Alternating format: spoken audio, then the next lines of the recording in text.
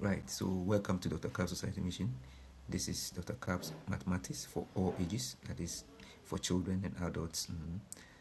What this particular presentation seeks to do is to look at the West African or the West African Advanced Mathematics, the mathematics textbooks, Ghanaian written mathematics textbooks, okay, and then the Dr. Kab collection of textbooks for mathematics. So we look at all these three together with the references on the net or international level. So we are looking at the references from the international level, so that we have a perspective from all angles, okay, and that is how every topic will tackle it. So for each topic, when we pick it, we'll look at how the advanced West African ADMAS treat it, how the Ghanaian textbooks also treat it, and then how Dr. Kab also treat it from its collections. And then we look at the international level, how they also do that, and then we look at authorities in mathematics for that particular topic, as we are doing on this network or on this platform. So we look at the authorities also, what they are saying, so we put all together. And like we said, we'll start from the lowest level to the highest level, because we want the kids to understand and also for adults to also have their share. So this is the best way to get a textbook that a child can use, an adult can use. Now, what we are trying to do is we've realized that when a particular textbook is used over a long period of time, one is able to grasp almost everything in it. So we want to introduce our kids to this pattern of learning, so they have a particular textbook which has everything that they need to know, okay, everything that they need to know up to the postgraduate level. Okay, so when they at a particular age they learn up to their standard, then they can end there. As they go forward, they use the same textbook, so you can imagine how conversant they will be with the book. Okay, so at a point the pictures and everything will be part of their imagination, and then they'll be able to, of course, understand better. So using the same textbook from the primary, upper primary, GHS, SHS, university, postgraduate, of course you would understand, or you agree with me that it would be a fantastic way to go. And that is how the design of this textbook and then this interface is seeking to do. Dr. Kab, in charge of this collection of books and textbooks and references. Okay, so I'm going to address them. We'll go to the net and also look at the perspectives from the international world, and then we just oppose that with the advanced West African ADMAS. Okay, also look at the local textbooks in Ghana, and then Dr. Kab collection. All right, so this is a fantastic way. We have almost all textbooks treating the same topic from different angles being addressed here, and then being on the net, getting authorities in that particular test. Okay, so from each level, as we ask questions and then we address, some of these questions are questions that the kids or people that we're teaching ask. Okay, so we put them here and then we address them.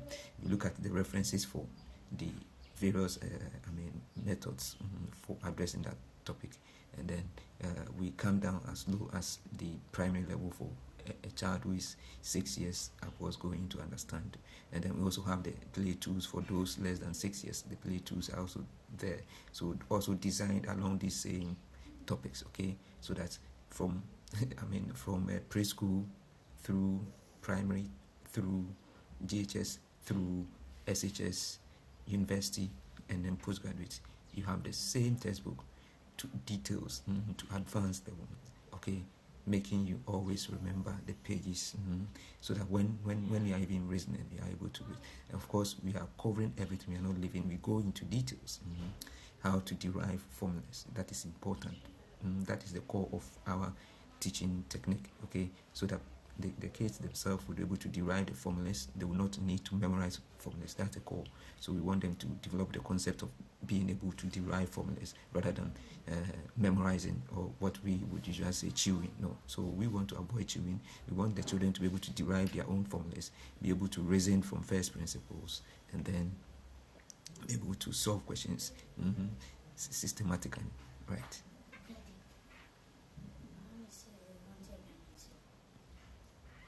Right, so let's go.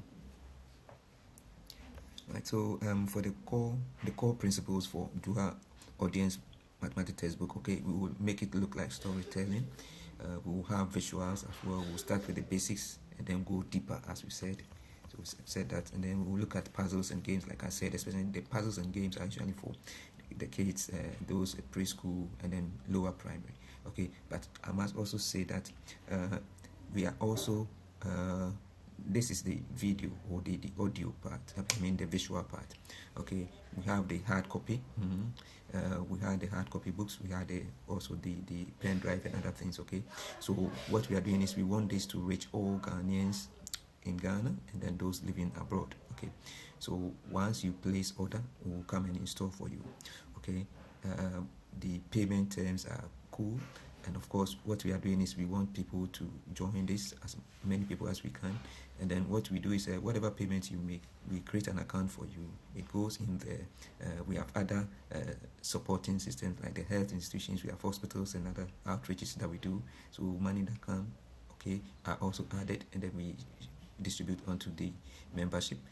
So at a point in time, let's say if a child starts from class 1, by the time they get to SHS, I mean they get to university and even complete, we have money saved for them. What we do is that money that is saved for you is given to you as cash support with no interest. That means you can make use, we give you that money, you use it, and then you return the same amount with no interest. And then the amount that you return is also given to another person who would need it for other projects. Okay, so that is this is just just to the side issue to what we are going to discuss. So that is the actual program for Dr. Kab Society Mission, its affiliates, and then Dr. Kweku Ajembre from medical specialist with clinical teaching also, and then with Salvation Army Health Services Accra. Right. So let's continue. Right. So if you are a parent or you are a ward, you are an adult, you are interested in any of our books, we have all the books, all the topics. Okay, English, spelling bee especially, law, then we have math, research, statistics, we have physics, astrophysics, computer, engineering, we have biology, we have medicine, obstetrics, gynecology, surgery, pediatrics, we have chemistry, we have biochemistry, we have pharmacy, pharmaceutical sciences, everything. Okay, then we have economics, business, arts, okay, accounting, finance. Okay, we have the vocational, technical, and then we have architectural, engineering. So, and then we have an entertainment aspect too. So everything is covered. What we are doing is, so far as you are interested, we'll come and do everything for you. It's not the money that we are after, but to make sure our Ghanaian children are able to grasp these things as early as possible. And then we would be able to use this channel to get more doctors in the various communities that we have in Ghana. Right. Thank you. Let's get back to the day's issue. Right. So back to mathematics for all ages. So this is referencing evidence and then going to the net, comparing approaches. Okay, that is what we are doing. So every topic will look at what the net says, what the look at textbooks say, what Dr. Kab collection also say. Okay, and this is what we are recording so that you can make your kids follow, watch this over and over. They get used to stays. That's the best way to learn. Hearing, seeing, visualizing, of course, seeing and then trying to visualize, okay, reasoning and all that. So deriving formulas, reasoning from first principles, applying it practically to our day-to-day activities, and that is the best way to go. So we are using at least 2-3 senses in learning, and therefore we'll be able to address most of the issues, and the kids will show interest. Thank you very, very much. If you need any installation at home, just let us know. 0244143032, 0244143032, 0241-647682, 0241-647682, or 050-80-32123, 050-80-32123. Thank you. Right, so let's get back to mathematics for all ages. So we've talked about how this is going to go. Now let's go.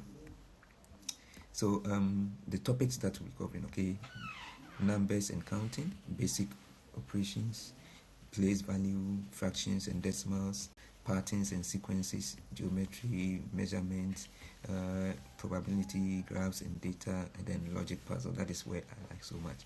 So now let's look at the types of numbers that we have. We have natural numbers, of course. We look at that. That is starting from 1, 2, 3. Okay. Then we have the whole numbers, which will start from 0, 0, 1, 2, 3. Integers will include all whole numbers plus their negative numbers. So we have 0, 1, 2, 3, and then their negative numbers to infinity, right? So these are integers. Then we have the rational numbers. Okay. So rational numbers, they make sense as kind of thing. So they can be expressed in fractions that terminate or end. So once a fraction can be written so that it ends in decimal, it ends. Okay. It's not, I mean, it can be repeated, but it ends in a particular, on a particular number. Then that is rational.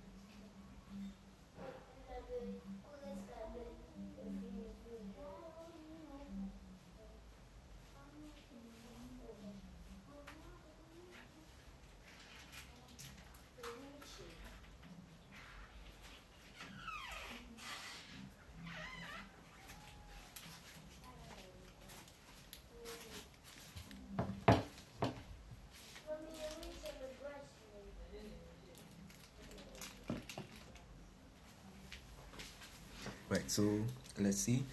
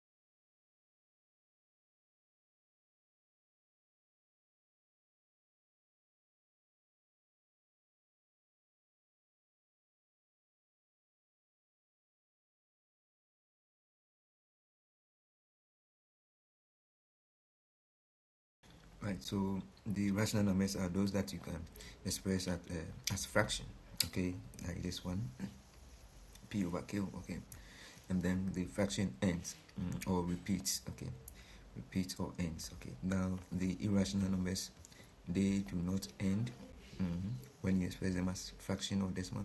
They do not end, okay, they do not end, and then so that is the decimal presentation of non-terminating, non-repeating, okay. So they do not end and they do not repeat. That is irrational numbers.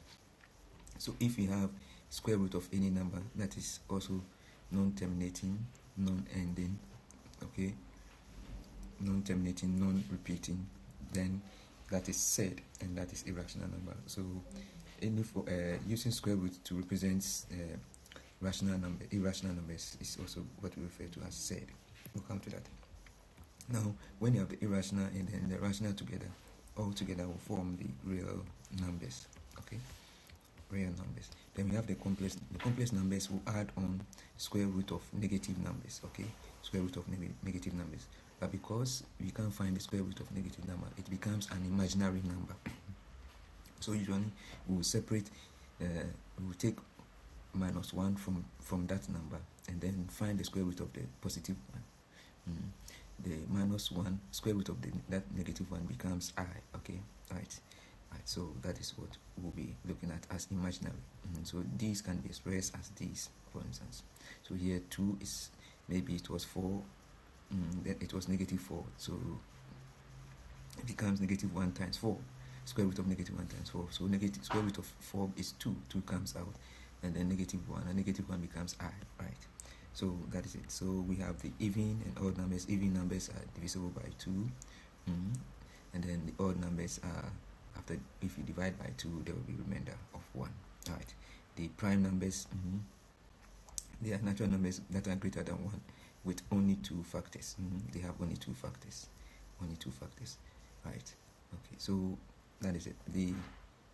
Somebody will say square root of these prime numbers, most of them will be irrational, okay, but not on prime numbers. Square root of prime numbers, that will give, that will end up giving you irrational, okay. Some other irrational numbers, when we find the square root, will give us irrational numbers, so long as the decimals are non-ending, recurring or repeating, right. So that is that. Let's note, we go to the next one. So we have algebra. We want to see how the young kids can also learn algebra. So what we do is, when we have egg plus egg, if you have one orange and then you have 2 oranges, if you put them together you can say 3 oranges. But if you have 1 egg, 2 oranges, when you put them together you can't say 3 oranges or 3 eggs. So you still maintain as 1 egg, 2 oranges, and that is how algebra works, okay. So that is to the level of the kids, okay.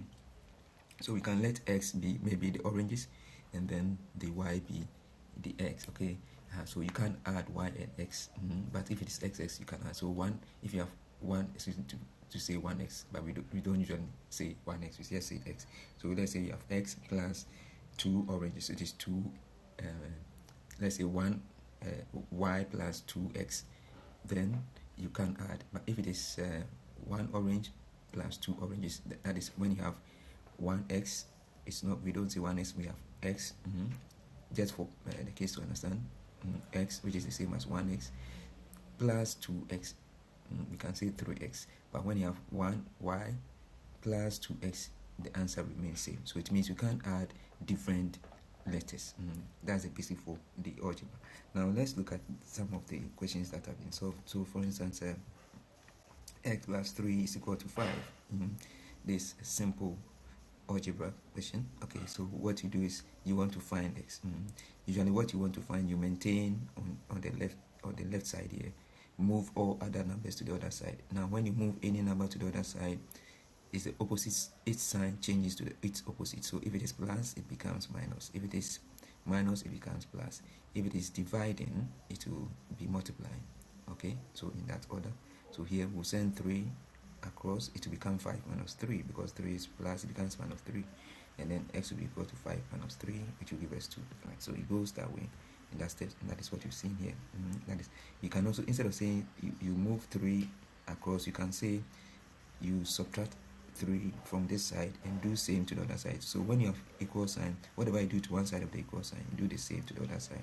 So we subtract 3 here, subtract 3 here. This 3 and this 3 will cancel and give you 0, giving you x is equal to 5 minus 3, and that's what you see here, and that is going to give you your answer as x is equal to 2. Right, so that is it. That same principle has been used. This minus 2, so you can add plus 2 and then add plus 2 to the side. It's the same as saying you move 2 across the equal sign. Because it's minus, it becomes plus. So remember, when you see minus 2, it's the same as plus negative 2. Negative 2. Right, so when you have the number line, that is where we have the negative numbers to the left, positive numbers to the right. Right. So we go.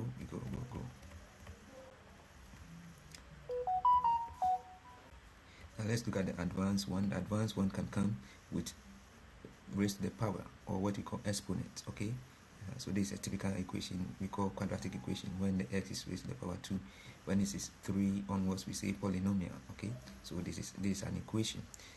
We also have what we call function. If it is an equation, it means it has fixed answers. Okay, for the variable, that is the x or the y we are looking for.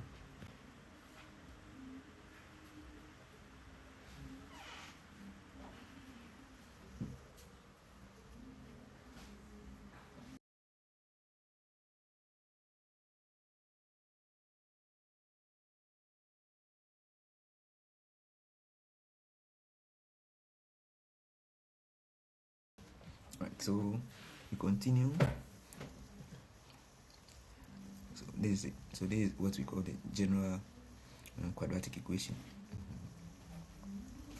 Okay, so we have ax to the power 2 plus bx plus c is equal to 0. Okay, so like I said, equation, you have fixed numbers for the variable x or the y in the equation. Right, now when you have two variables in an expression, okay, and then these expressions can assume any number. And these functions can assume any numbers. I mean any of the numbers. Then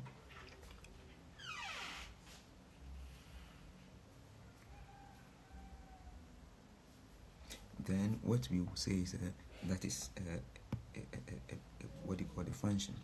So in function, what we do is we have independent variables. So it means we have some figures that we can just choose, not following a particular distance. We can just choose. Now when we put them into the equation, or when you put them into the expression, they will yield an output. Okay, so if you have an expression such that when you pick for x a value and you put into the equation, it will give you a y output, then that is function. Usually the independent variable is the one that you take without having to the one that you are taking or putting in as your input to generate an output. Okay, so those ones are there.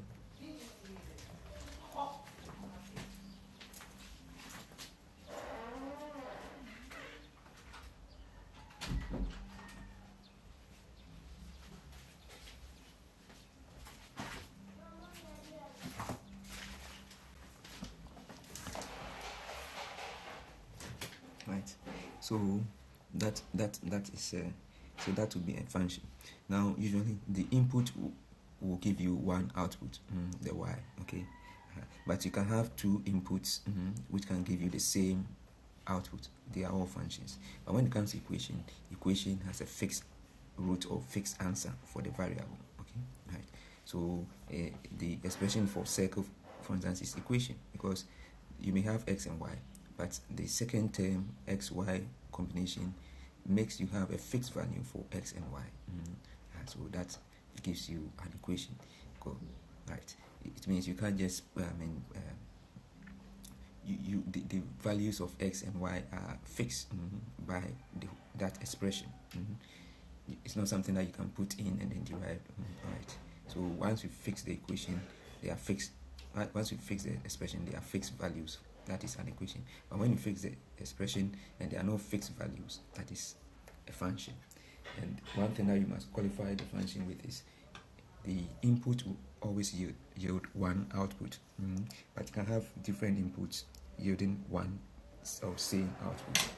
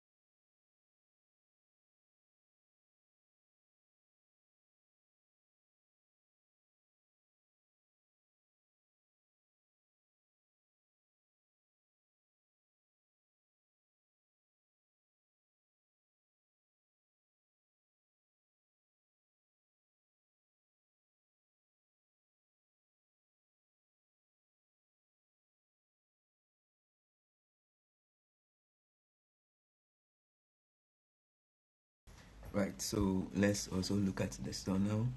Let's see how we can use. Now this is the general formula for the equation that we gave initially. Let me show that one.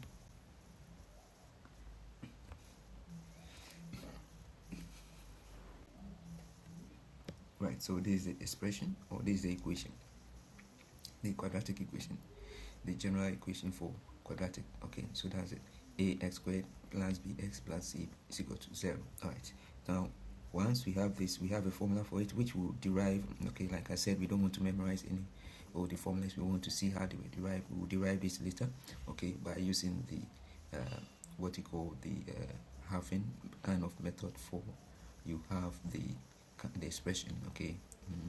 Right, so we'll look at that method to derive this, which will come to later. But for now, this is the general equation Now this general equation here is expressed as the solution or the answer. So what you do is your A, your B, your C, you look at the equation that has been given to you and its corresponding, you fix them into this equation and then you get the answer for X. Okay, so A, B, C. So depending on the, now if we have the expression here, let me see the expression given to us. This is the expression 2x squared plus 5x. So here A is 2, B is 5, C is 3. So we come and put them in this quadratic equation. There's a quadratic equation. When you put them in the equation, there's it.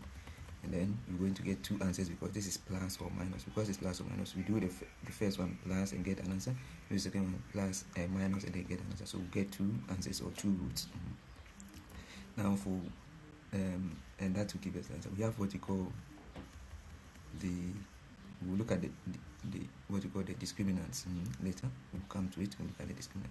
So the same thing has been done, and then these ones can be solved. Okay. Now let's look at simultaneous equation. So we can have an equation that we can solve by elimination, or the simultaneous concurrent method, right? So we have three equations. Now remember, when you have three variables, that is x, y, z, you need three equations to be able to solve it. If you have two variables, you need two to be able to solve it. Okay, because now by having this expression here, if you have this expression here, okay, if you have this expression here, right, you would need to have if you equate to 0, then you're making it have a fixed number. That becomes equation. But to be able to find the answers, you need three variables. If you have two, you need two variables. Okay, that's why when it is one, that's one alone can just make you solve the question. So you have three variables. What you do is we have the elimination method. Elimination method, what you try to get is the same expression for one of them. Let's say from this equation 1, from equation 2, I try to get the same expression as I have in equation 1, so that when I subtract equation 1 and 2, some of them will cancel out. That is by the elimination method. Okay, right? So those advanced ones will do that. So we can do that to get it. Now this same three expressions here, we can also use the matrices to solve this, and that is even faster. Okay, because we have these components and these coefficients here, will form the matrix. Okay, and then the solution, we have this, our x, y will be the one that we are multiplying these coefficients by, and that we can go through the determinants, the cofactor, and then cofactor transpose to get the final answers for x, y, z. But that is not this first expression. Okay, now the elimination method, trying to get the same value, so now when you subtract, you get this expression. So here, if you now reduce it to 2 here, so because it's 2, if you get the second equation which is also similar with x and y, then it means you can solve for the two equations, and that is how this one goes. Okay, so this will also take the same, so you multiply through by 2, you get an expression here. Okay, and that will also give you, right? So this will be the elimination method. The substitution method, which I prefer, the substitution method, what you do is you make y, x, y, z, one of them the subject, and move all the others to the other side. Then you substitute in the first, let's say if it's the first equation, you substitute for x. Okay, that will reduce the equation to two variables. You can do same for the next two to get another two variables which have the same variables as the first one I had. And then because you have two variables, two equations, you then solve the two for x and y. When you get the values, you come and do same to get the third variable. So that is how this one is. This is for the adults. You can look, I'm going to go through my journey. You can look, so this is by the elimination method. You can look at it to get your answer finally. Right. Okay. So here you see they now have fourth equation and fifth equation. They all have x and y, So based on this, you can use the simple same method again to solve these two, and then do the same for right. Okay, so this is another expression, this another expression. Okay, right, we go another expression. So this is just two variables you can use there, and that will give you the same answer. Now if you use the elimination method, what we said about it.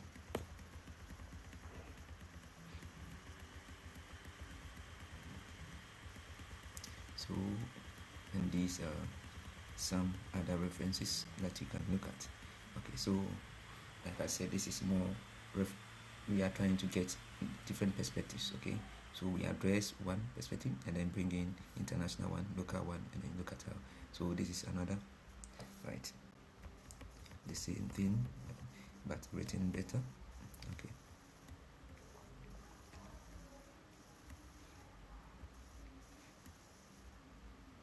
right, so once we've said quadratic equation will have x to the power 2, the highest exponent, polynomial will have 3, and so on, 4. All right, now we can have the perfect square kind of. So those ones you have the same thing. Yeah,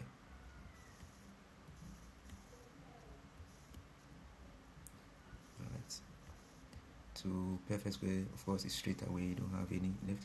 If 16, square root of 16 will be plus or minus 4. Not it. All right,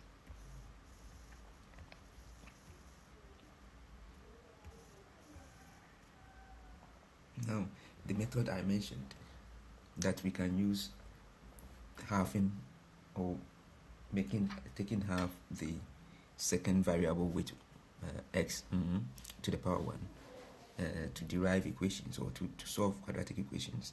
We're going to use that one to derive the equation for the general quadratic equation, this one.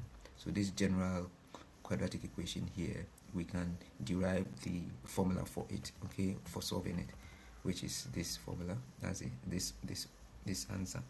Let's see how it is done, and that is quite simple. So what you do is, now you can, for this particular method, you must always have the coefficient of x squared to be 1. Okay, so it means you must eliminate a here. To eliminate a here, you divide here by a, divide here by a, divide here by a, divide here by a, and that is what you've done, and we got this one. So a here will cancel this a, okay, and then you have x squared, b over bs over a, that is it, and then c over a, that is it, and then you have 0 here.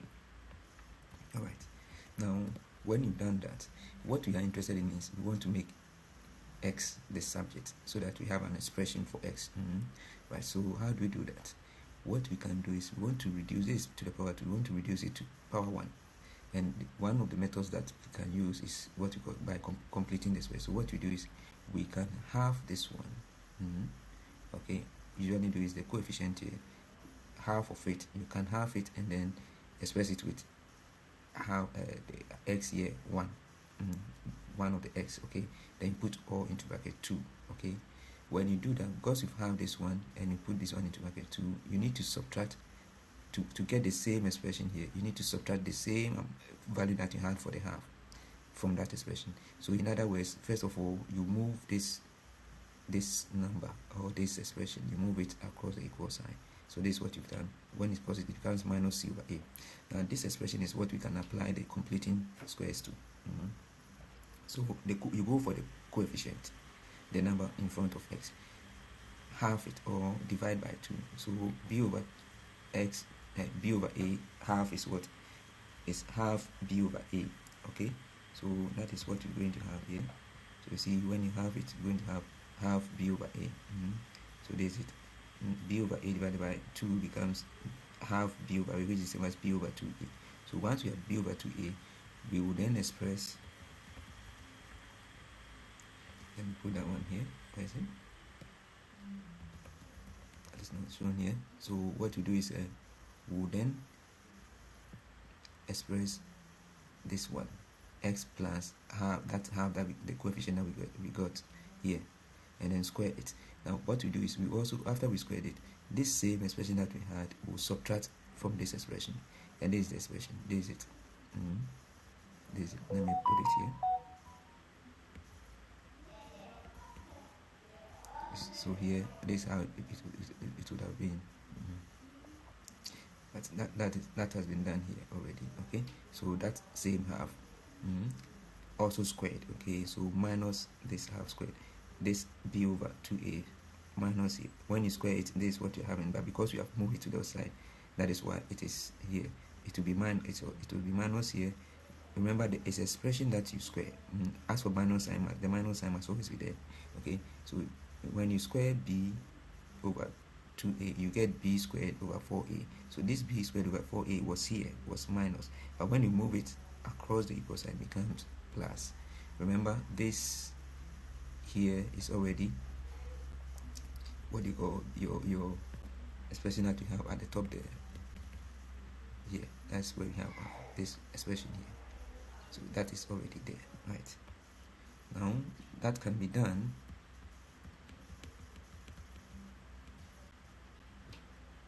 right.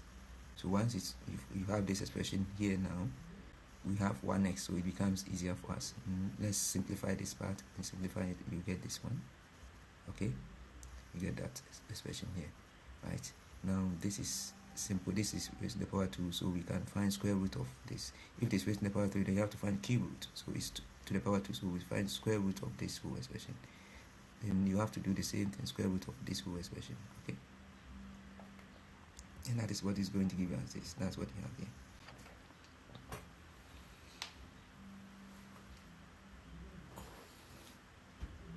And then square root of this, we will remove the square sign here, giving us this expression. While this will, the square root of this one is what we are seeing here. Okay, but remember, square root of 4a becomes 2a. Okay, right.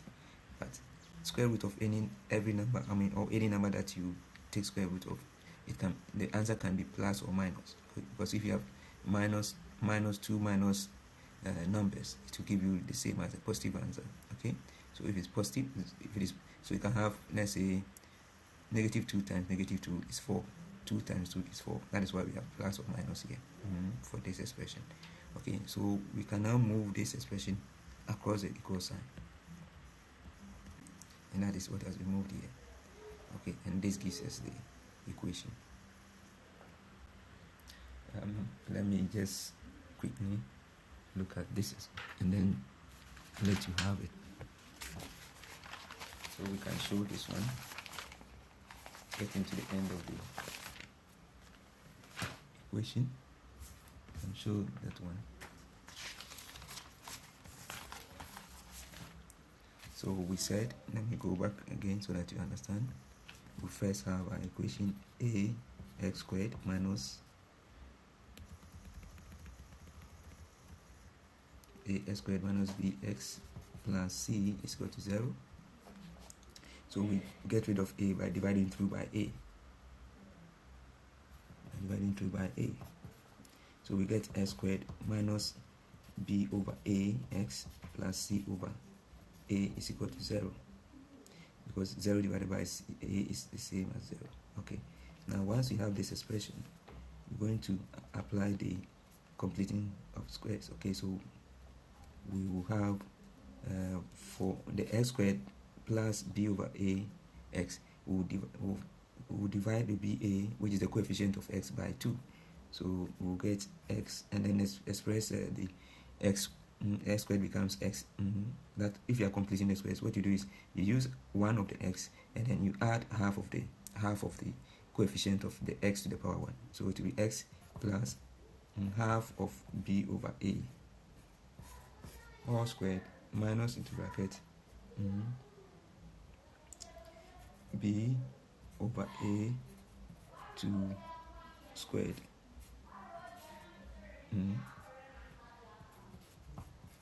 And that is equal to what we have here.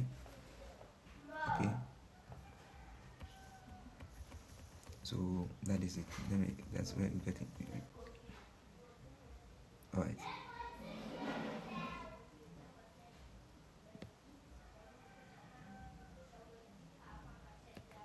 right?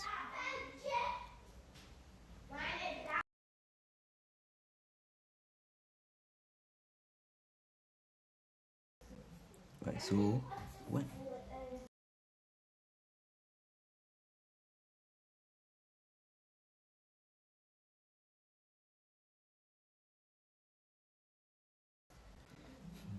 so once you have that done, that is how you arrive at this expression here, similar to this one, but there is a different approach.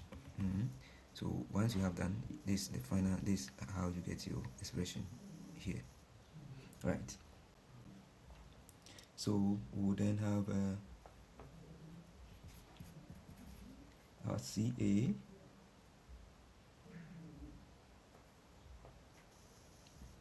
is the expression that we have here, right?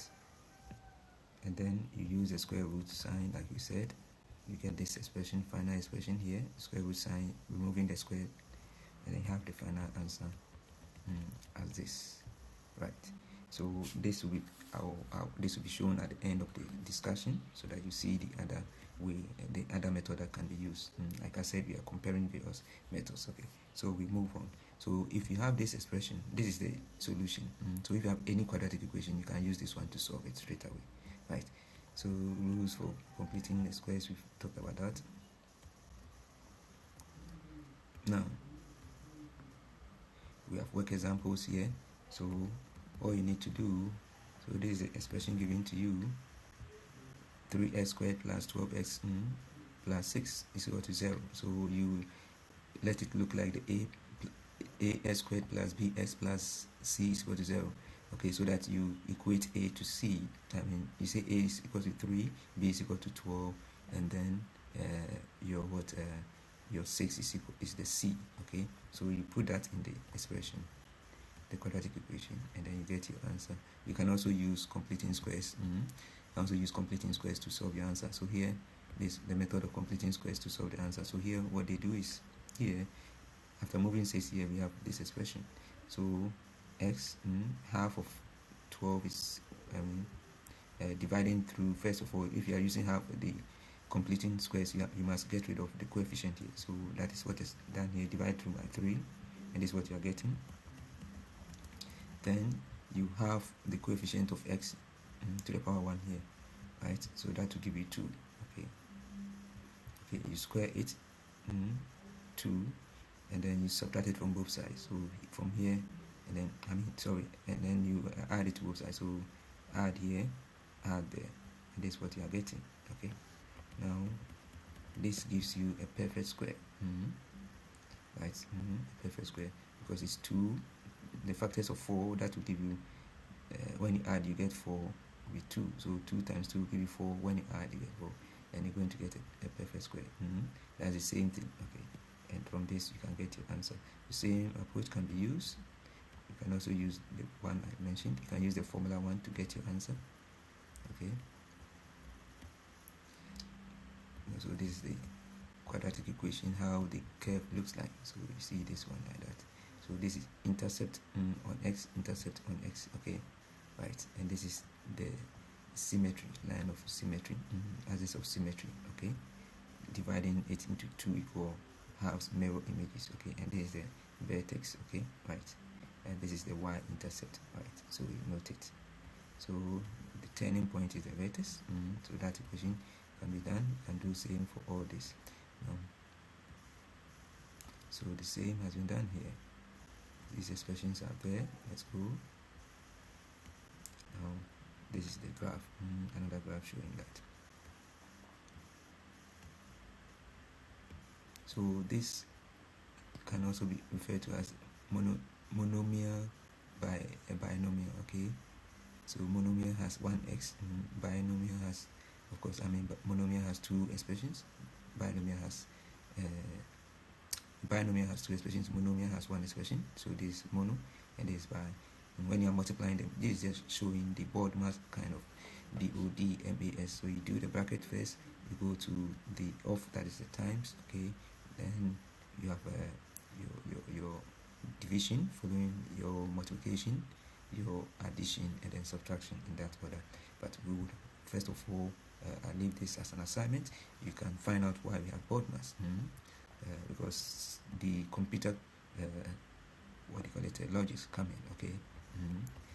I may design a particular program that is supposed to follow a particular pattern, not necessarily the BODMAS, okay? So in that sense, how did we arrive at the BODMAS? So that's an order we have accepted to follow, okay?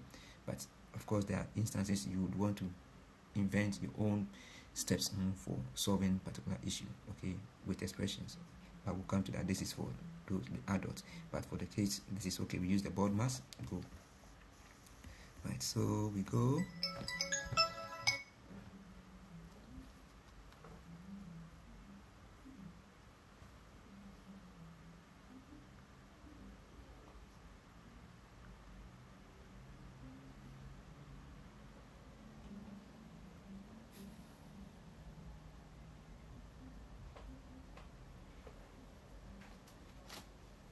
Right, so that is it. Let's go.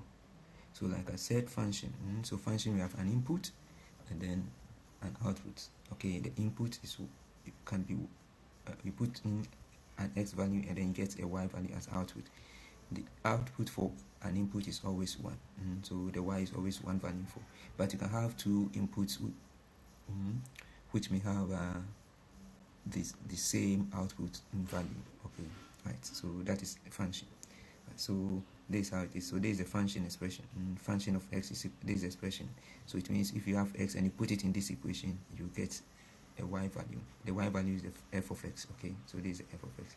So let's say input 4 in this expression. Okay, so we put f of 4 is equal to 2 times 4, and this is giving us 11. So it means f of 4 is equal to 11. Input of 4 will give us an output of 11. Input of s is equal to 4 will give us an output of y is equal to 11. Right. Okay. So I think we've done the same thing here. Okay. So when it comes to dividing, long division, you can use long division for dividing the quadratic equation. So let's say I have this quadratic equation.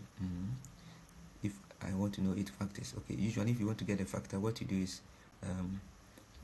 the root, the root, that is what can divide. Factors are what can divide a particular number. Okay, so if you want to know the factors for this one, we go for the constant here.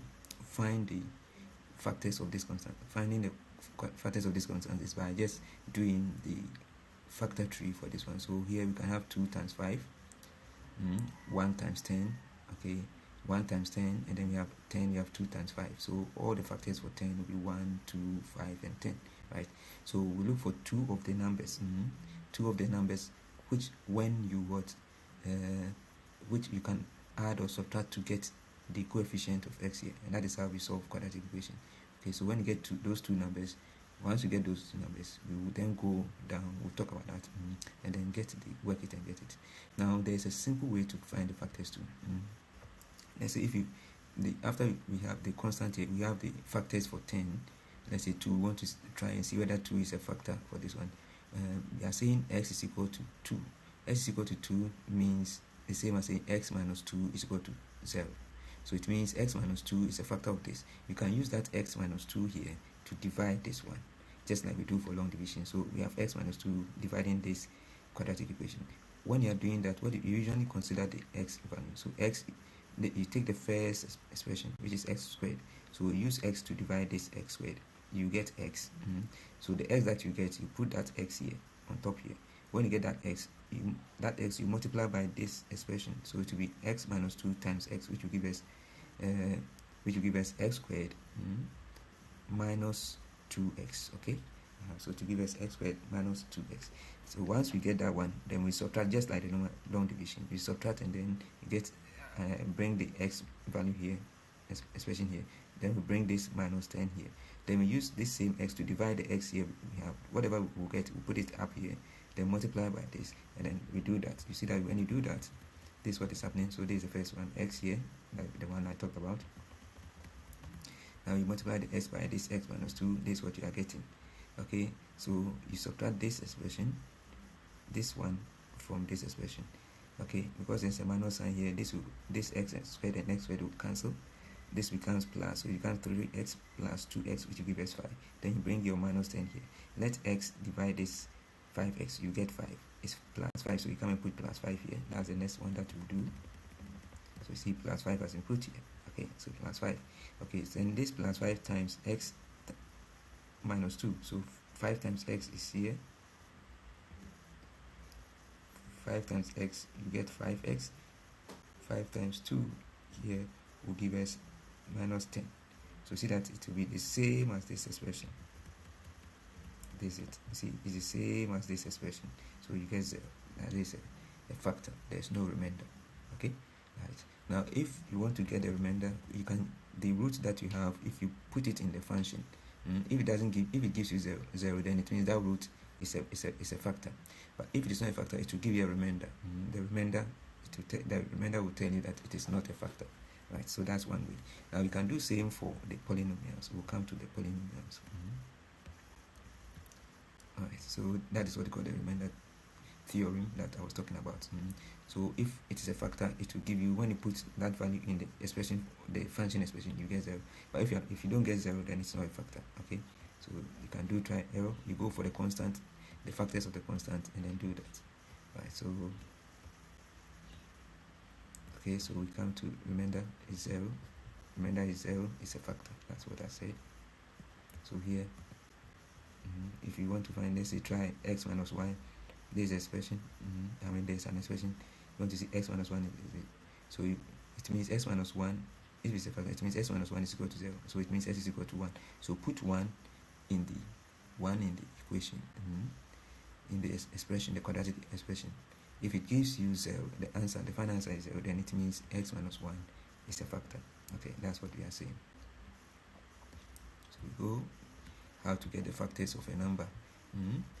Usually I will start with 1 times the number itself, so that I know 1 and the number itself, they are factors. Then I will come to the number itself, start dividing, getting to do, this is called the factor tree. So when you finish, at least you know 2 is a factor, 3 is a factor of this. Okay, right. So you go on and on. So you look for any two pairs, which when you multiply, you get that number to do your to work the quadratic equation. So that's it. The same thing here. Okay. Now we also have what you call even function and then odd function. The even function, when you talk about even function, this is a curve. So see how it is symmetrical about the y-axis. It means the same value of x, the opposite. So you have 2 values for x. 2 values for x will give you the same y. That is an even function. When 2 values for x gives let's look at this one, opposite values of y. That's it. 2 opposite values of x will give you opposite values of x, value of y. Then that is an odd function. So see here, let's say minus 2 and 2, instead of giving you the same y, for them to be classified as even function, they are giving you opposite values for y. So here maybe it is 4 and here it is minus 4. So this becomes the odd function. The picture in your mind will help a lot. So that f of x is not equal to f of minus x, which is the even function, but rather the negative. If you negate it before, you have to negate it before they can have the same. So that is, so this is the expression for odd function. Now neither or will mean when you have 2 values of x, you won't get the same y, and you get the opposite values of y. Then that one is neither even nor odd function, right? Okay, so we go. Now let's look at indices and then exponents. Okay,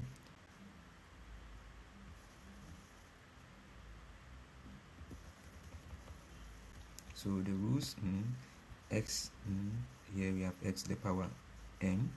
Okay, that means x to the power 3, okay, to the power 3. These ones are being shown, right? So these are indices. So if I have 2 times 2 times 2, 3 of that, I can say 2 to the power 3. That is the indices we are talking about. Then we can have log. Log is also saying that when you have your expression, 2 to the power 3, which is equal to 8. Okay, your exponent, an expression for the exponent is what we use log for. So we can say log to the base of a certain number, of log to the base of to a certain base of the number will give you the exponent. So the log expression is an expression for exponent. Okay, right? But there are some rules, or when it comes to product rule of log. Okay, it means if you have log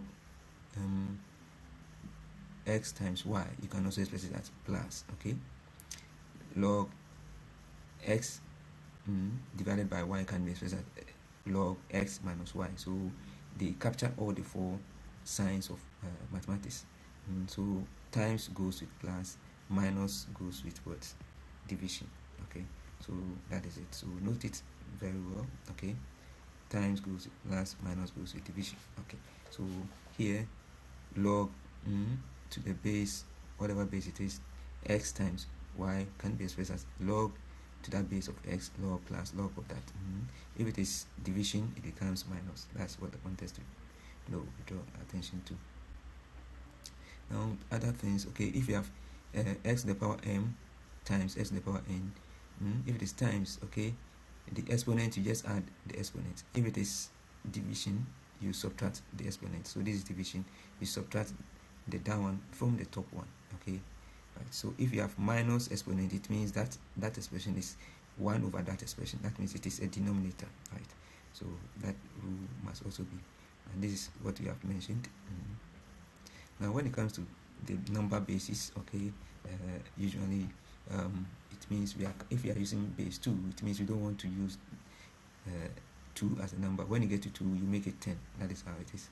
Okay, so in base 2, when you get to 4, it becomes 100. When you get to 8, and so on. So we will not write 2, so it will be 1 and 0 numbers. Okay, now to convert a number 25 from base 10 to base 2, all you do is you divide by 2, divide the number by 2, by 2, by 2, by 2, by 2, and then when you finish, starting from the lowest one, divide these numbers up, and that gives you the number base. So that approach can be useful.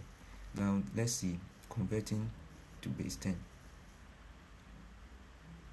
from a base number to base 10. Let's see that one too. So here what you do is you pick any of the numbers, you pick starting from here, the first one times the number of decimal places, the number of places left. So here 1 times 2 to the power 1, 2, 3, 4. Okay, get 16. Then this one 1 times 2 to the power 8. Okay, so you do that and add all. When you add all, you are getting this number. So that is how to convert from base 10, base a particular base to base 10. So that has also been solved. Okay, go.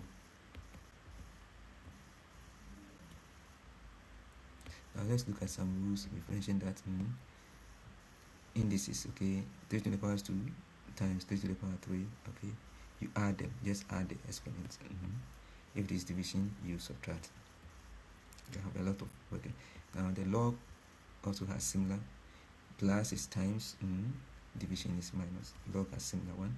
Okay, now one thing I want us to look at, when you have log of a number which is also raised to a certain exponent, the exponent usually will fall down to the same level as the log. Okay, right, so let me see that expression here.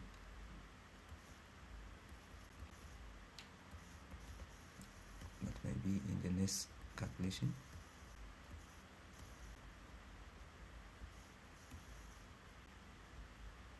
So I think that is in the next calculation. Now let's look at the standard form. When you talk about the standard form, you are writing the number and then you multiply by 10. Okay, so the standard form numbers that you write, they are the significant numbers. So if you have a decimal number, you want to know the significant numbers, write it in the standard form. That will tell you the number of significant numbers there. So it's usually zeros at the end, unless there's a decimal, they will know. Or if there's a decimal, then they make a point. So let's look at the rules. So non-zero digits, all of them will be counted as significant numbers.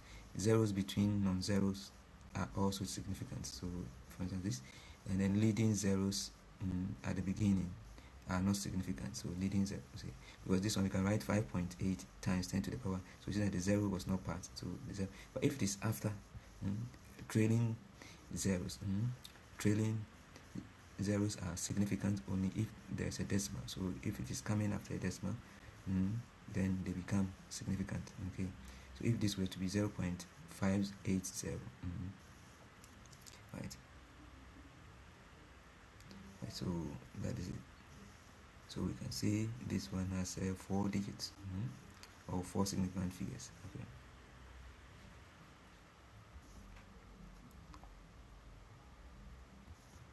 Okay, so we go, that's it.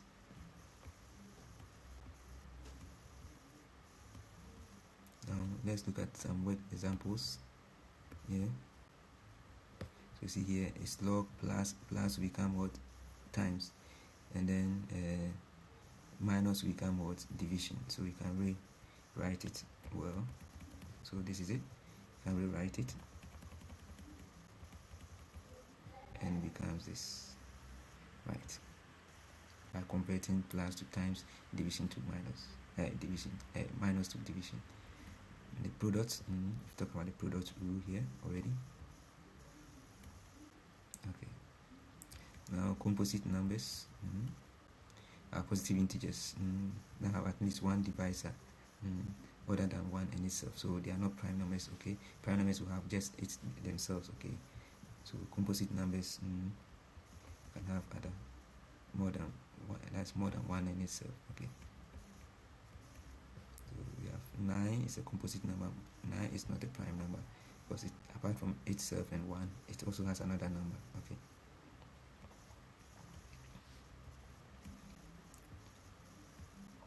We talk about set. As I said, irrational numbers. Okay. So when you express an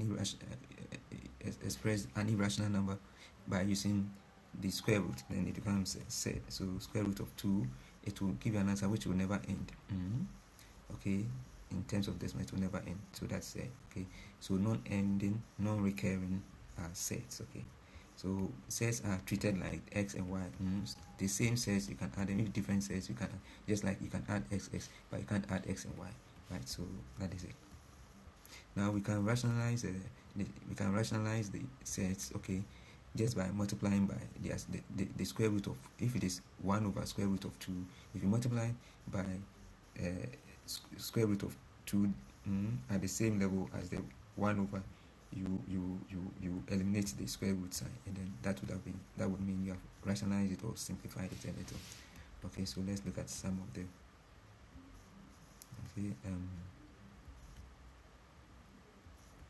Okay, so for instance, if we have this here, we want to rationalize, we multiply by, so let's see, I think there's one here. Okay, so to simplify this, you can just square root of 8, you can make it 4 times 2. At square root 4, we can find the square root, so 2 comes here, and then we still 2 we can't find, so we have square root of 2, and that is said. Usually, if you want to multiply to simplify, you multiply by the square root of the same number. If the sign is plus, you multiply by minus. Okay, and that will eliminate it or reduce it or make it simple.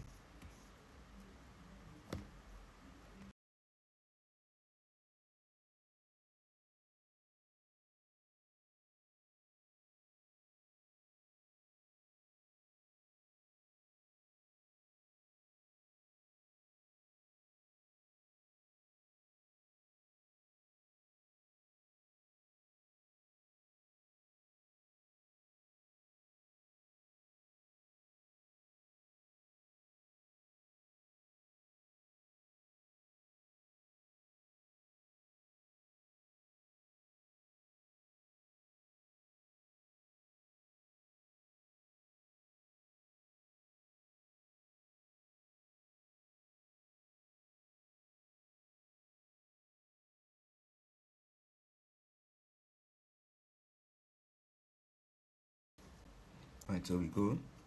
Now let's look at common trig. Okay, trig ratios. Okay, so we are looking at sine, cos, and then theta. Tangent.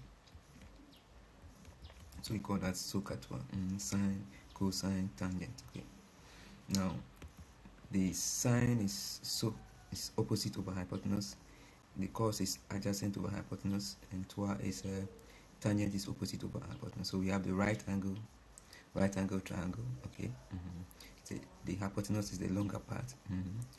The opposite is the side facing the angle that we are interested in, and then adjacent is the one that is close to the angle, right? So we have some angles that we can use simple methods to find the answers. For instance, 30 and 60. We can draw a right angle triangle with 30 and 60 in it. Okay, right.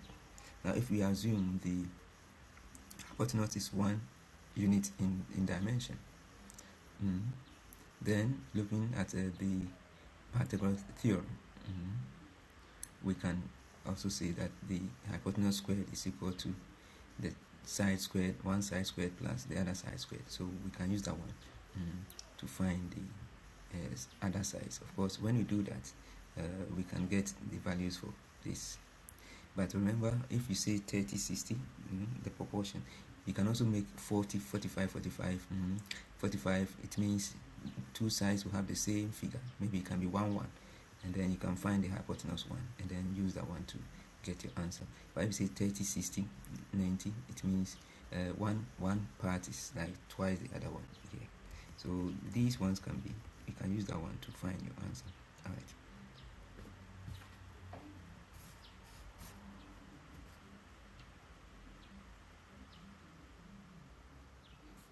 Right, so we go.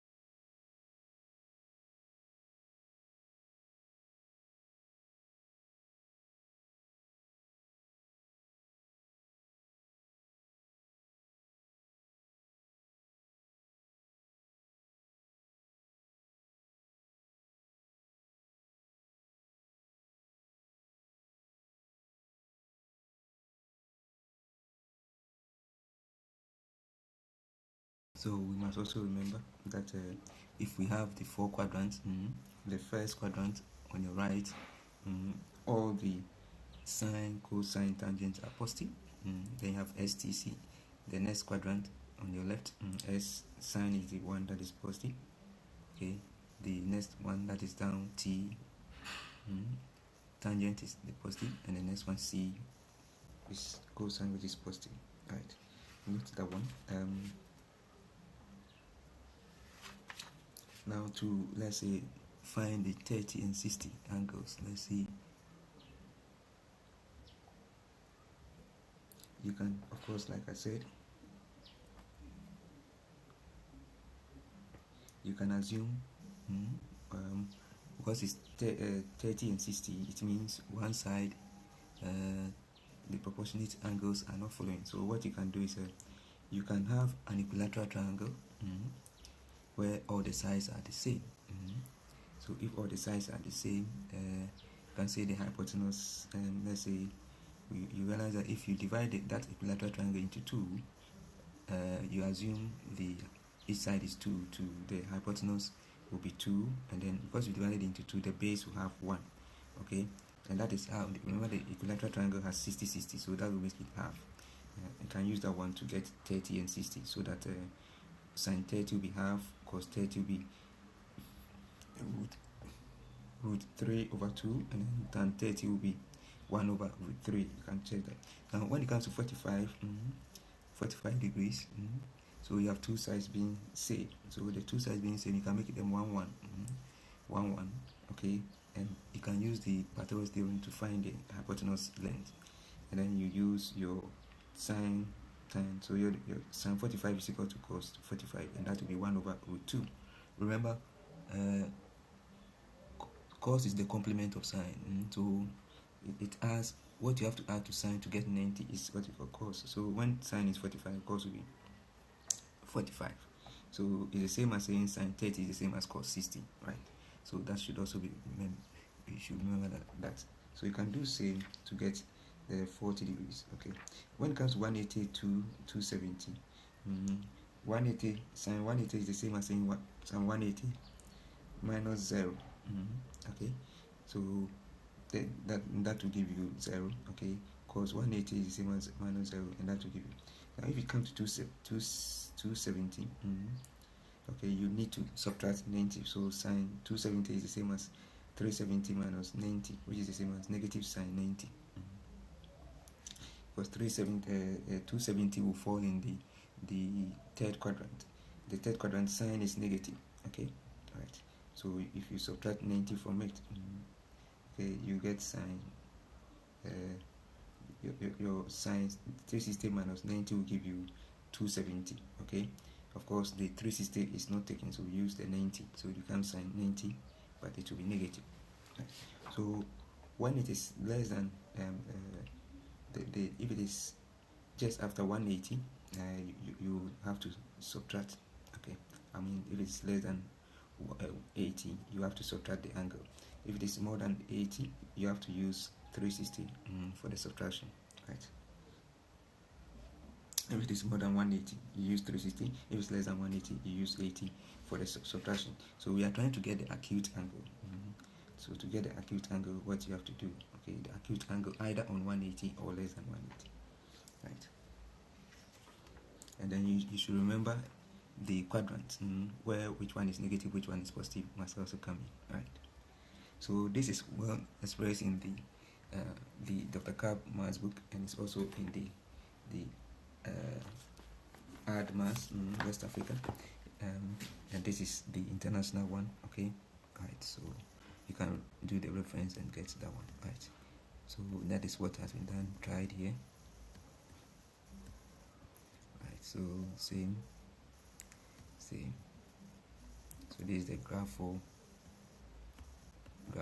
your cos. So cos is here is leading, and then sine is lagging.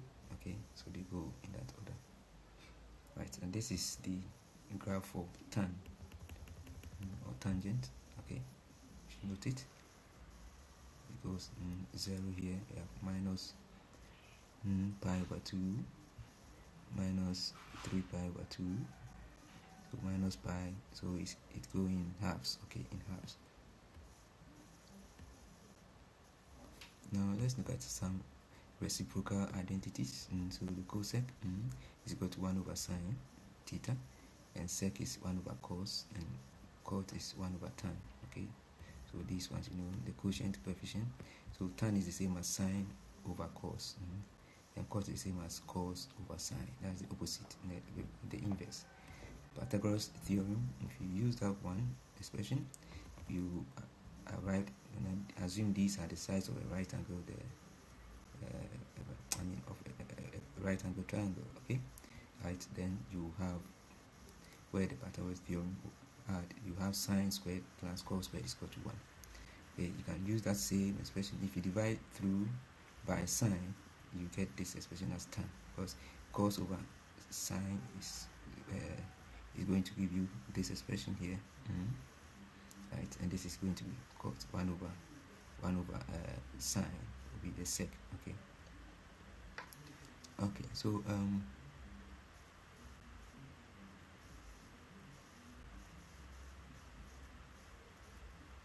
so if you divide this by cos, this is what you're getting. If you divide this by sine, this is what you're getting. Okay, So that is sine, because this will be cos over sine. That will be the cos, right? So you can use that one to get these three expressions. So this was a theorem identified.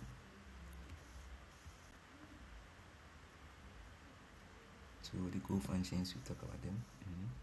We are usually looking for the acute angle. So 90 minus 180 minus, and then 360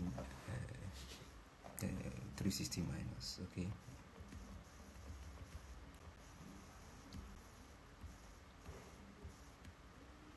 So we go.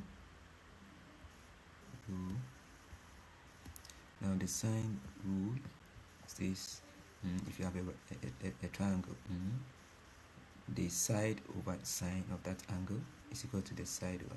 So side A over h sine angle is equal to side B over h sine B, side C over this expression. Then we have the cosine rule. A squared, and that's one of the sides. A is equal to B squared plus C squared minus 2BC. So because we started with A, the BC here is what is repeated there. So 2BC, because this is as well 2BC, then cos A. The A is for the first one. So look at the order very well, and then you can use this one to find your side, the length of the size of a triangle. Alright, so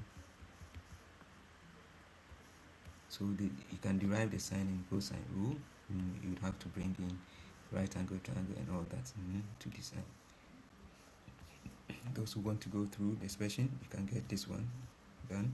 Now when it comes to the cosine, you may have to draw and then fish out some right angles. Try to equate it.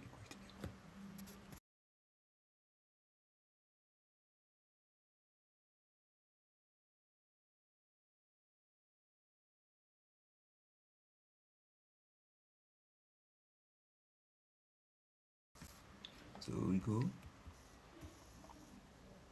So let's look at the area of plane figures. You know, the area of a square is s squared, that is side times side. Rectangle is length times breadth. Okay, triangle is half base times height. Circle is pi r squared. This you can find out why it is so. Okay, because a constant 3.14 is coming. Okay, that is why you have this pi. It becomes an important constant. Okay, the trapezium or trapezoid is half a plus b times h. But remember, this is a parallelogram. Okay, so area is what the base times height. That's the base times height. Okay, so once you get the base times height, and it is a parallelogram. Okay, because they'll have two sides which are parallel and same length. Okay, so you can use that one to adjust for that. So we have the formulas just being expressed here. Triangle is half base times height. That's the area. Circumference going around it. Okay, that is 2 pi r. Okay, that's the distance. 2 pi r.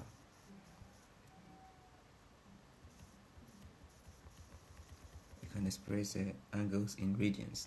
Radians are in figures, numbers. Okay, so like distance, and that is more used in many of the calculations. Okay, so half a plus b times h trapezium or trapezoid. That's the area for it. In other words, you can find this one. This is a triangle, and this part will also be a triangle, right angle triangle. So you can calculate that and then add the rectangle here to it. Okay, or quadrilateral, four-sided figure. Now this is the cube. Volume is cross-sectional area times height or length. So notice cross-sectional area times height or length. But where it is sloping, like cone, you will not just get it straight away as cross-sectional area times. So here cross-section is a square times the length or the height. Okay, cube. So that is it. So cross-sectional area is a circle. So area of a circle times the height. That's the volume. That is what I was saying. The cone, you can't make it area times, because it's not the same area here. So it's given by The area is what? Pi r squared plus pi rs. Okay, the side here. Okay, and this is the volume, 1/3 pi r squared each. The pyramid is area of base. This is the area of the base. Volume is 1/3 area of the base times h, just like the cone. Okay, area of a sector. So you can use the angle or the angle in radians, the sector, and then you can get the formulas. So area of a sector, area of segment, and all that. Right, so square, we talk about square, we talk about circle.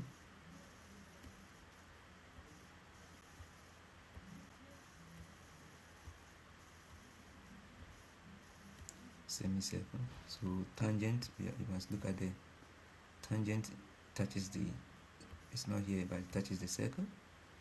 Then the radius, the diameter. Now this is the arc. Okay, this is the radius. So if you have this one here, so this is what you have, your sector. Okay, then you can have your chord cutting across like this.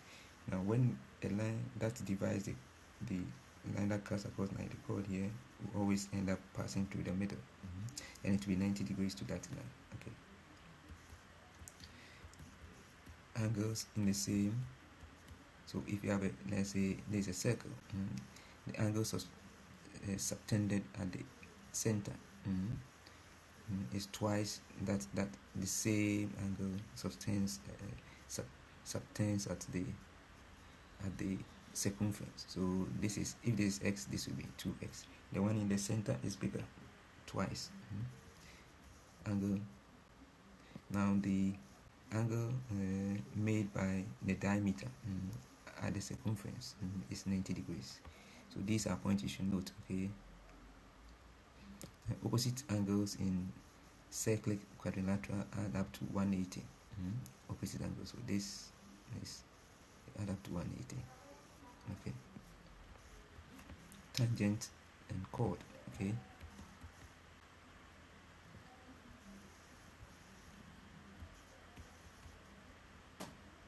so you have your chord here, this is your tangent, this is your tangent. Tangent to make it 90 degrees with the radius.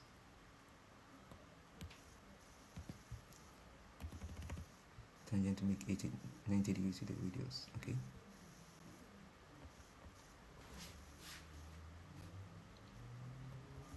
so this is the chord.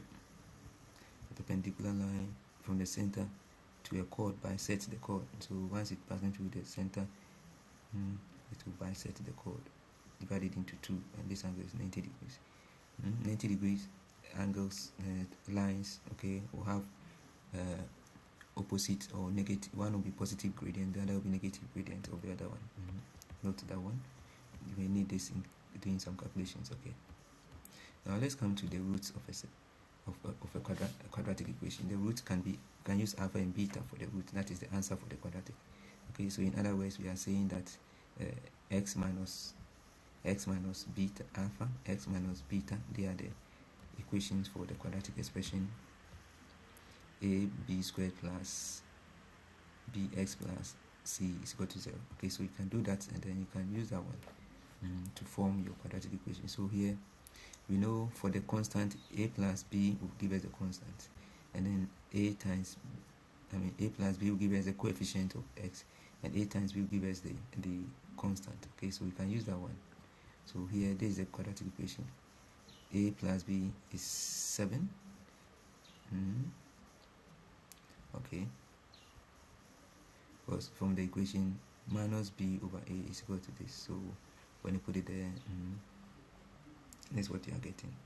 So that's it. And then b times alpha b times this, that's it.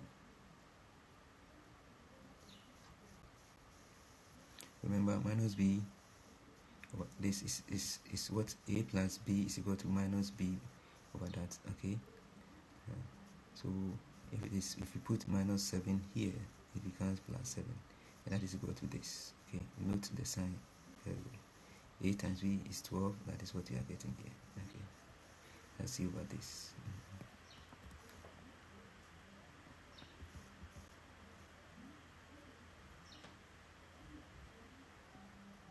Okay, so that is it. You can use that one to verify. So x1x value is equal to this. The b that is this that we've said already. X is equal from the quadratic equation that we got. Okay. Sometimes you want the root 3. So if you want root 3, you should have 3 binomials. So x minus maybe 1, x minus 2, x minus 3. So if you multiply, the x will go to the power 3. Then you can have power 3 expressions to derive the other ones. So this is what we have here. Okay. Now we come to sequence. Sequence is when you have numbers separated by a constant. Okay. That will be arithmetic sequence. If they are separated by multiples of a certain factor, that will be geometric progression, arithmetic progression, geometric progression. Now the series will be the sum of the numbers. Okay, that will be the series. Okay. Okay, so that is it. Now there is an expression for the progression. The formula for AP is this arithmetic sequence. This is it. Okay, that's what we use to calculate that. Geometric. This expression for geometric arithmetic sequence. The same thing here. If you want the sum for arithmetic is this. This is the expression.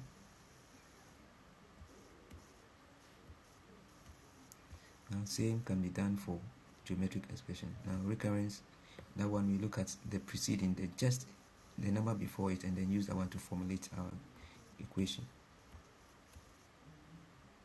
So recurrence sequence, for instance, this is what it's using. So here it is n minus 1. It means the number before this n. Sometimes can also be plus. Okay. Now limit is when the number is approaching 0. What will happen? That is what we do. So we can have limit. You simplify the expression and then get the limit when the number is approaching 0. Quadratic inequality, you treat it like the equal sign, but once it's you turn it and a sign crosses, you may have to reverse it. So let's say if this x minus 2 is greater than 0, when this x crosses, it becomes the opposite one, right? But if you are multiplying by a change sign, then you may have to do that. Okay, see, right?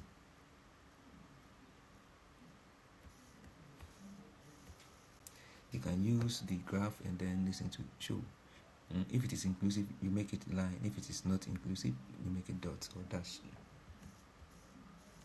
Dashes, okay.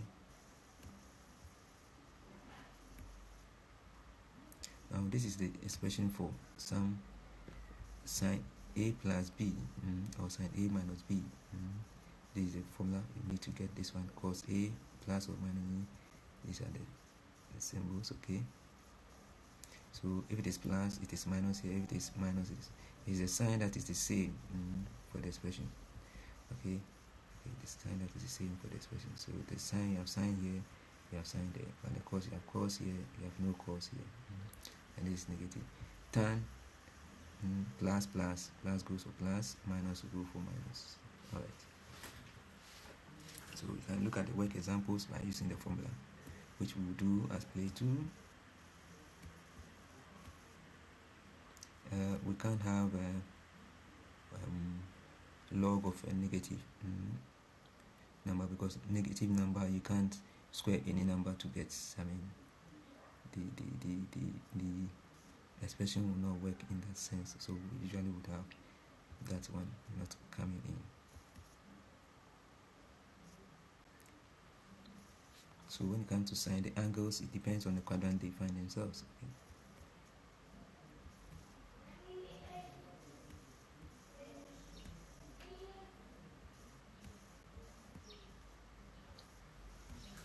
So we go before we look at some log expressions. Internal division and external division.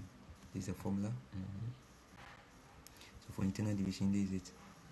The ratio in which they are divided, n times x1 plus n times x2. So the x values divided by n plus n. That will give you the first coordinate of the division.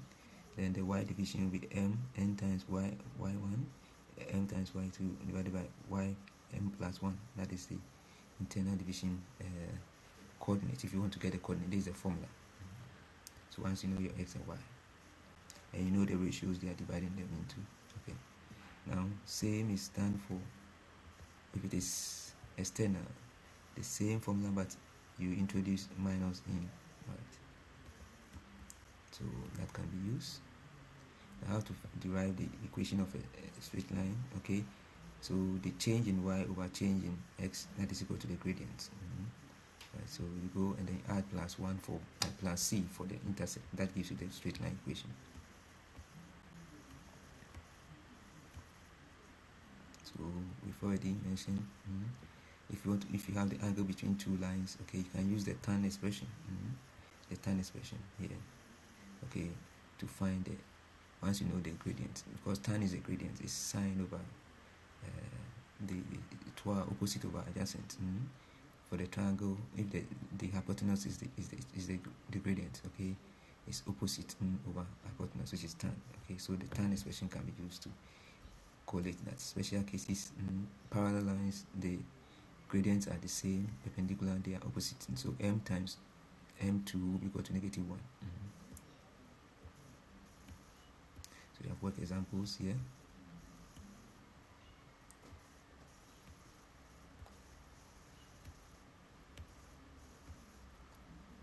Now if you want to find the distance between 2 points, okay, now is that line can be the hypotenuse of the triangle. So you just need the x and then the y is, okay, square root of that, because it's, if you the change in the x, the change in the y, you square them, they should give you the hypotenuse. So square root of that will give you the distance PA. It's a common expression used. You can try hands on this one. So for instance, that's what is being used here. So you have this expression here. Let me show you to so here, that here. So you are given the coordinates, right? You can end up giving your distance as an expression. Okay, you square them, and so the same method is used to derive the equation of a circle. So this is what is in the general in the distance, x1 minus x2 plus y1 minus y2. Okay. So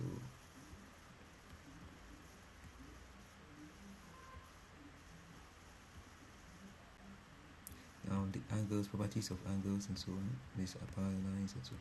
So sum of angles at a point around a point is 360. On a straight line is 180.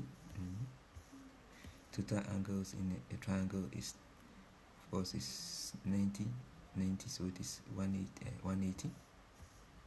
Now the sum of two interior angles equal to an exterior angle, co-interior angles equal to an exterior angle, has also been used. Obtuse is more than 90 but less than 180. Acute less than 90. Reflex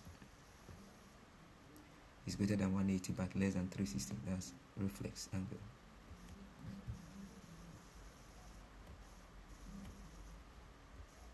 So the angles of segment and all that, talk about that. This was what we were talking about in the first one.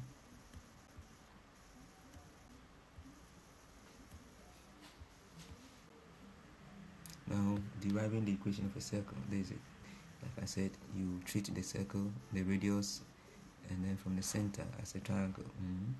You can use that expression to get your equation for the circle. So this is it. Okay, x and y are the center. Okay, this is the height and this k. Right, express it. This is an equation of a circle.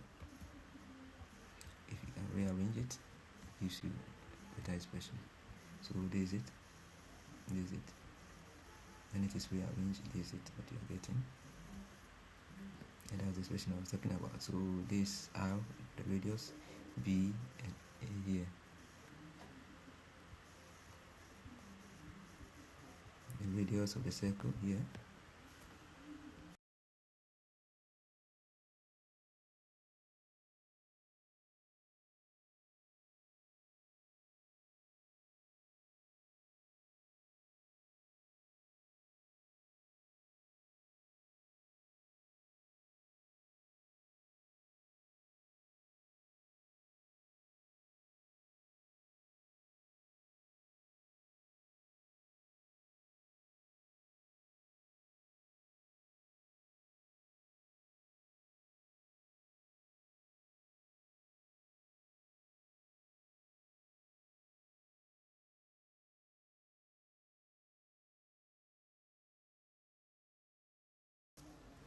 Right, so since you have the right angle triangle, you can express this as a Pythagorean theorem. Okay, all right.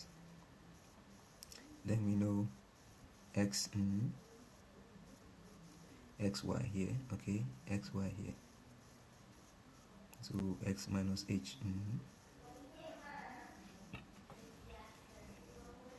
So you have your h here, you have your x here, right? And these expressions you can rearrange to get your equation, right? So you have the radius in, because b squared, a squared. B and a can be expressed in terms of x and y, right? So that we have the expression, and then that will give you the equation for the circle. Right, so the actual x minus h, y minus k will give you the length of the two sides of the triangle. They must be equal to the hypotenuse, which is the radius.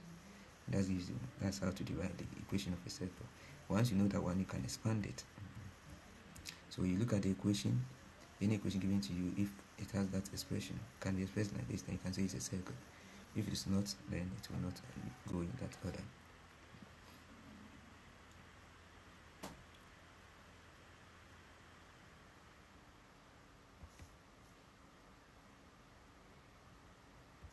Alright, so we go the same thing to trying to compare. Always rewrite to see for it to become the equation of a circle, so that you can tell this is the radius, these are the lengths, and so on. This is the center, and so on and so on. So J and H, J and those things can be introduced in.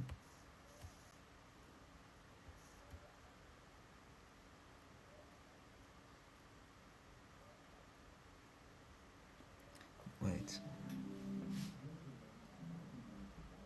So the expressions that we talk about, this radius, can also use, even though the hypotenuse, you can use that one to find the component in the y-axis which comes with cos, component in the x-axis which comes with cos, component in the y-axis which comes with sine, which is a common pattern.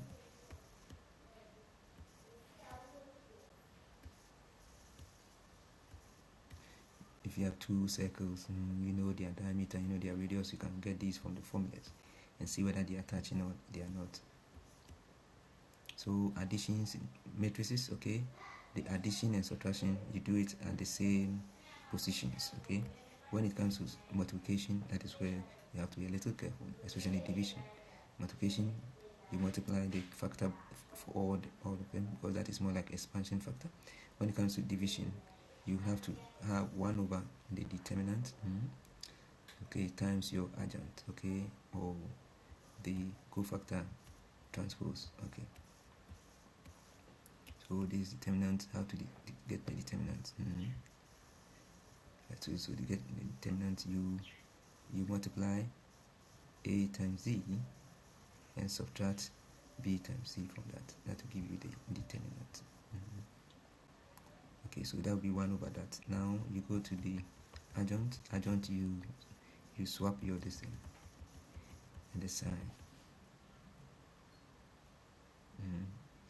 If it's 3 by 3, you have to use the cofactor, where you draw a line through this, gives you the first one, you multiply by your first component, and the signs will go plus, minus, plus, then you go to the next one, this and that, and then you have D, E, F, G here, multiply by the first one. Okay, so it is using two bars to eliminate horizontal, vertical and horizontal, and then you multiply by the first row. Okay, so here, right, so that is the formula, and that will give you the cofactor.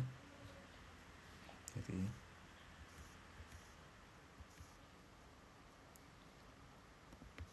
because once you have this one, if it becomes 2 by 2, then you can just use your the determinant method, multiply the crosses and minus them to get a final answer, right?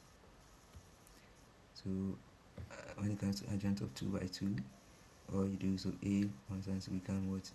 You swap the first triangle, and then you give the negative signs for the opposite sign for the others. So you swap this, the first diagonal, and then give the opposite sign for the other diagonal.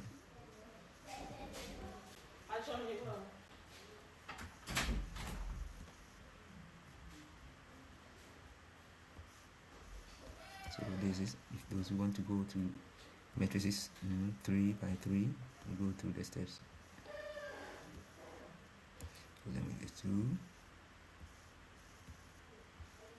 your determinant, your cofactor transpose to get your answers, right?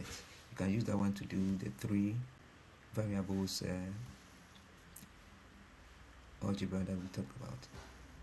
Okay, so enlargement by a factor. So from a point, you draw a line through the point, enlarge by the same factor for all the other sides. Rotation. So let's say you have a point in the first quadrant. It has both x and y components. When you rotate through 180, the x will go to the y, and then the y will go to the x. Okay, so the x value becomes y minus y, and then the y value becomes plus x. Okay, the same thing can be done. Just rotate the bars. I will do that here. We'll come to that one. So that's what you see here. So there is mirror. If it is symmetrical, just measure the same distance from the line of symmetry. So this is the rotation to 180. So this, if you rotate, x comes to the x will go to the y, it becomes positive. The y will go to the x and becomes negative. Then the next one, if you rotate this one again, this y will come to y as negative, and then the x will come to x as negative. So you do that to get the formula. Now if it is not this 1990 in between, you may have to work it out by proportionate method. So your enlargement, your translation, and then your rotation. Now two Venn diagrams. So the Venn diagram, you have the inversor, and then in it you have two circles. They may intersect as a common part and as a union sign. You may have the one that is outside the three circles, but all together must be equal to the inversor set. Okay, so that is what has been done. Now three circles also have a similar one. Let's look at the diagram. So for instance, if the three circles, we have these two circles, we have two. So this is the common one, using that as an example. Okay, common one. So this will be only this side, only that side. You can even use this one to do calculation. Alright, so the notations, the common symbols are here. This element of, not an element of, is a subset of, proper subset of union, intersection. So natural numbers, integers, real numbers. So examples here, the forces and beam. This was discussed under physics, so I will not go too much into it. Now we come to the calculus aspect, which will be part 2. So I'll end here so that we look at the calculus part.